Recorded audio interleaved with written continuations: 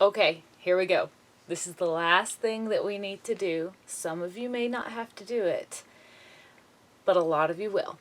It's not that scary, it's just a lot of information, and so we're going to go through it a little at a time. It's the full bust adjustment. Again, you picked your size according to your upper bust measurement. If your full bust measurement measures into a larger size than the upper bust, then you need to do a full bust adjustment. The first thing that I want you to do is I want you to grab a piece of paper. We're going to write down the formula for our full bust adjustment, and I'm going to show you on paper just to make it a little easier. Go ahead and copy this onto your piece of paper. It may not make sense, but it will as we go along.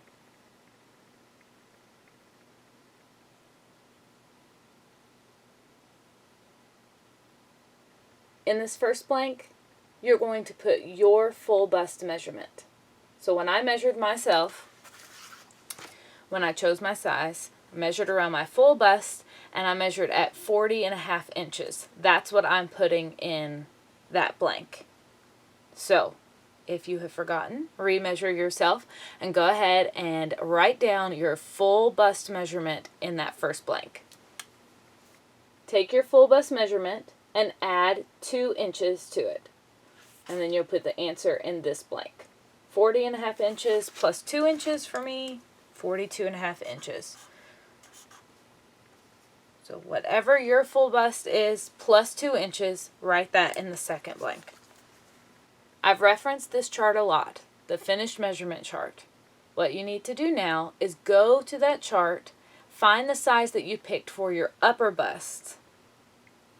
So for me, size 8. And then locate the finished measurement of the full bust in that size. So don't go to what size your full bust measures into. Go to the size that your upper bust fits into and find what the finished measurement is for the full bust. For me, the finished measurement in a size 8 is 38 inches. I'm going to put that in this blank right here.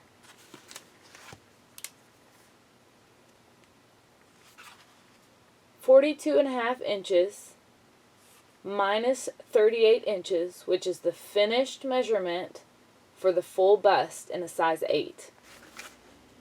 Mine comes out to 4.5 inches.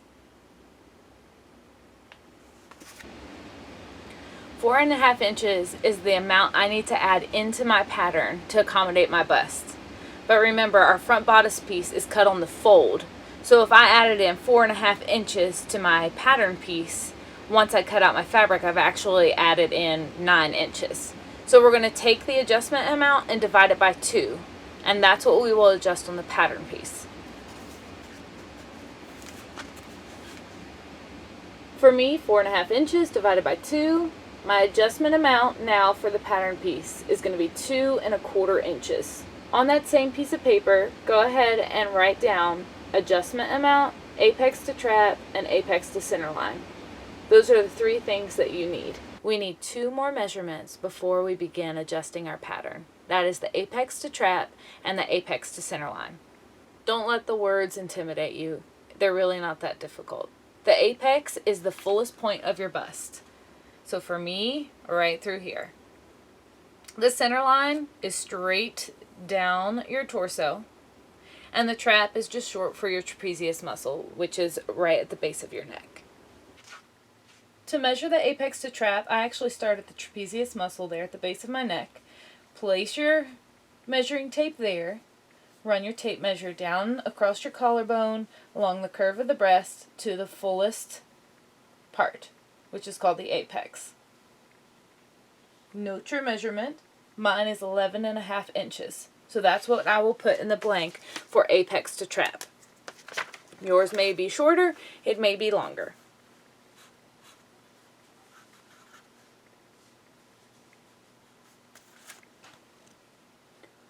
Apex to trap. To measure from apex to center line, you will take your measuring tape and place it at the apex, the fullest part of your breast. take the tape measure along the curve and down to the center, that center imaginary line through your bodice. For me, that measurement is 4 3/4 inches.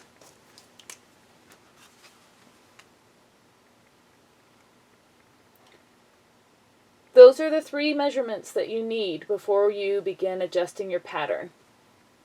The adjustment amount, the apex to trap, and the apex to center line.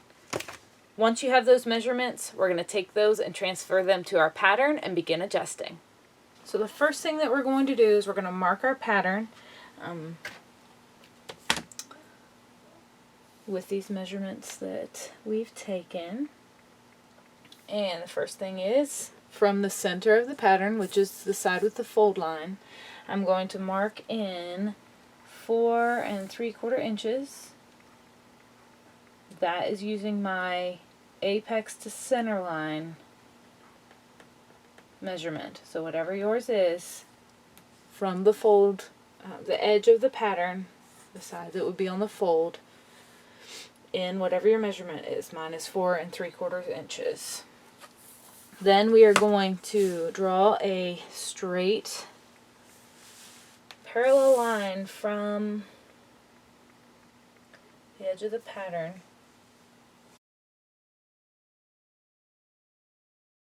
through the pattern. Okay.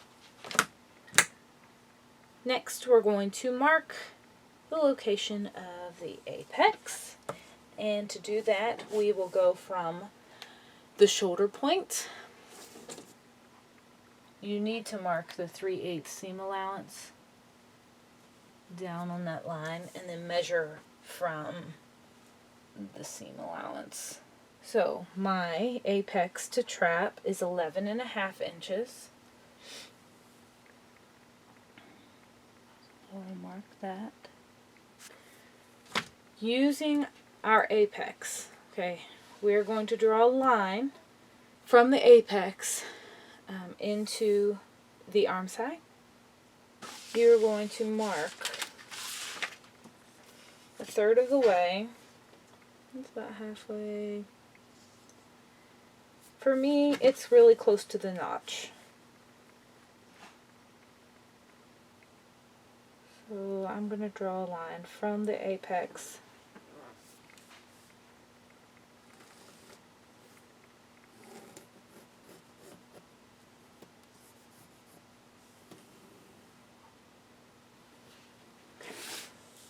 Then we will mark in 3/8 of an inch, which again is your seam allowance.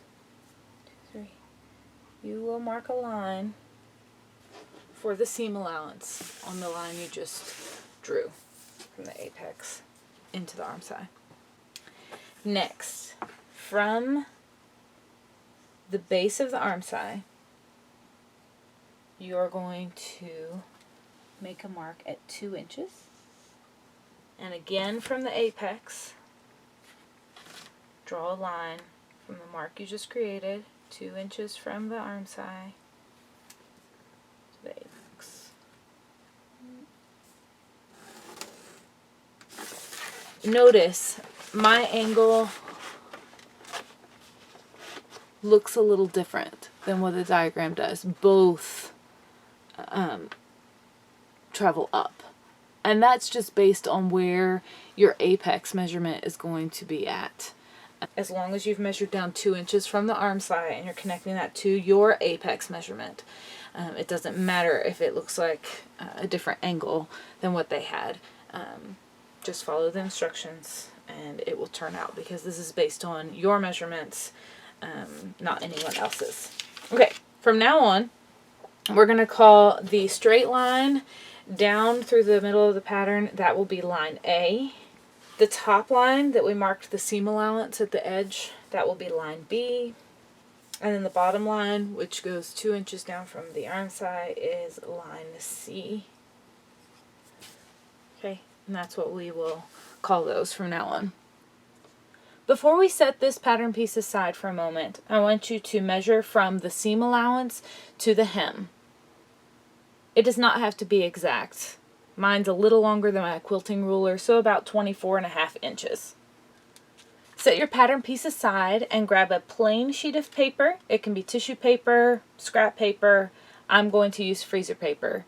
You want that piece to be at least as long as the measurement you just took from the seam allowance to the hem. Draw a straight line down this paper the length of the measurement you just took. So for me, about 24.5 inches. Next, you're going to draw a parallel line with the line you just drew. We're going to space these two lines using your adjustment amount. So back to our piece of paper, my adjustment amount is 2¼ inches. So I will measure 2¼ inches from this line and draw a second line perfectly parallel with my first. Between these two lines, this space is your adjustment amount. Okay, we can set this aside and bring the pattern piece back. Just to review, our straight line down our pattern is line A, our top angled line is line B, and the bottom one is line C. First, you're going to cut from the hem up line A to the apex. Now you will pivot and you will cut along line B, but stop just before the seam allowance. Do not cut into the seam allowance. Now I've turned my pattern around, and again on line B, I'm going to cut into the seam allowance to the mark, but not past it. We're not wanting to cut this completely off. What we're doing is creating a little hinge so the pattern can swing. Now my pattern can move, but it's still connected. At this point, we have cut up through line A, pivoted through line B, and then cut the opposite direction on line B up to the seam allowance mark. Now we'll bring back that piece of paper that has our adjustment amount. That large piece of paper is called our adjustment piece. Place that underneath the bodice and line up the right side of the adjustment piece, that first line that you drew, with line A on the pattern. Pivot the left side of your pattern piece over until the apex touches your second line. At this point, you will tape line B, both sides of line B, down onto the adjustment piece. You will also tape just the right side of line A. Before we cut anything else, you're going to take another measurement. Measure the vertical distance between your two original apex points. So on the right side, we have where the apex was, and now our apex has been moved across the adjustment piece, and it should have shifted down. Do not measure at an angle. Measure the vertical distance. So from my original apex point to my new apex point is about 3/4 inches. On the right side of your bodice piece, you're going to cut a straight line through the bodice, cut it completely off. Whatever measurement you took between the two apex points, take that amount and drop this piece the same amount.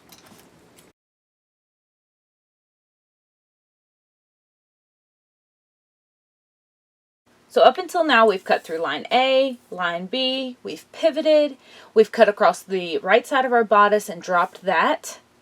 Now we're going to cut into line C.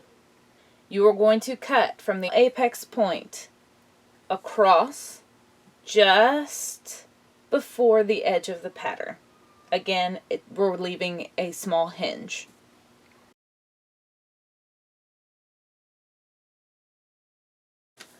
Once you've cut line C, stopping just before the edge, pivot this left bottom piece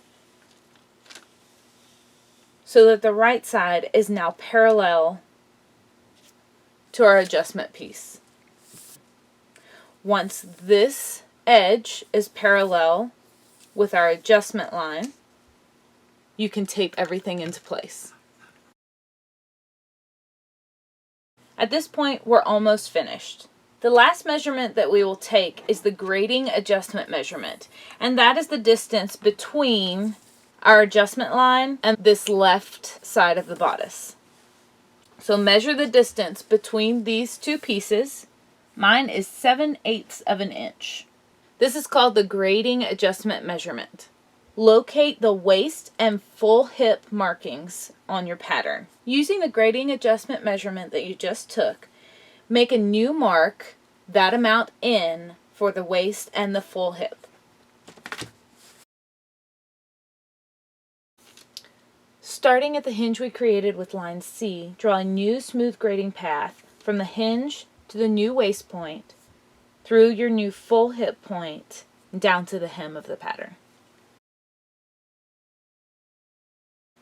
Once you've drawn your grading path, you can cut along that line to reveal your new side seam. You'll notice that your hem is drastically different across the pattern. Starting at the new side seam, draw a smooth line connecting the edge of the pattern to the original hem.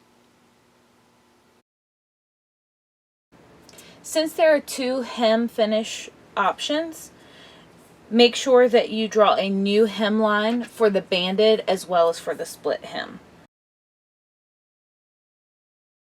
Now you can clean up along the edges, cutting off any extra pieces of paper, and you have finished a full bust adjustment. Congratulations!